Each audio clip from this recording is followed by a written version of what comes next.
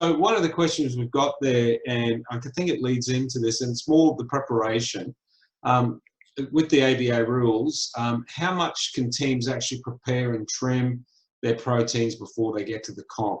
Because obviously there's an inspection Friday afternoon. And so what's the guidelines there, mate?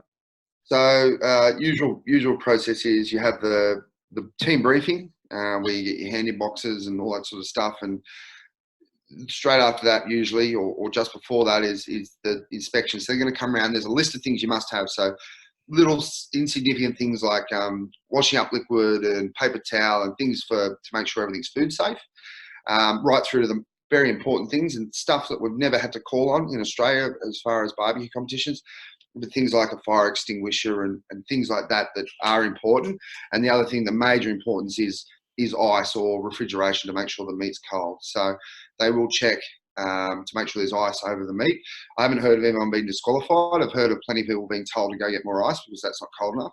So just make sure you got all the meat cold. And that's a fair thing for everyone to make sure that you're not making anyone sick. I know everything's cryovac these days, but still you don't want hot meat sitting in the sun and then you put it in front of a judge that could potentially make them sick.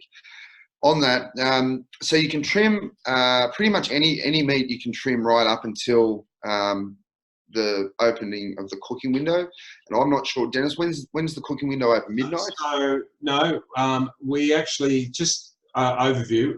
Bump in for the teams will be between 1 and 3 on Friday afternoon. Yep. At 4 o'clock, we then have the site inspections for food safety and equipment. Yep. We will also, for the teams, we do have fire extinguishers that we'll have on site. And we also have some steel drums for coals. Yep. And then we've also got a lot of waste as well. We've got wheelie bins and big skips, so that's taken care of. So 4 o'clock site inspections. At 4:30 will be a team briefing and then distribution of the hand-in boxes. And at 5 p.m., the cooking window actually opens because we've got sponsors night. So at that point, they can start cooking for their chicken wings. And then the window really stays open until the competition finishes. So if someone's going to do a brisket and they want to go 13 hours, well, then, they can start, at 4 o'clock in the morning if they so desire. Absolutely. There's nothing wrong with that. If that's the way that you cook brisket, that's the way you cook it. I'm hearing of guys now doing 4-hour briskets.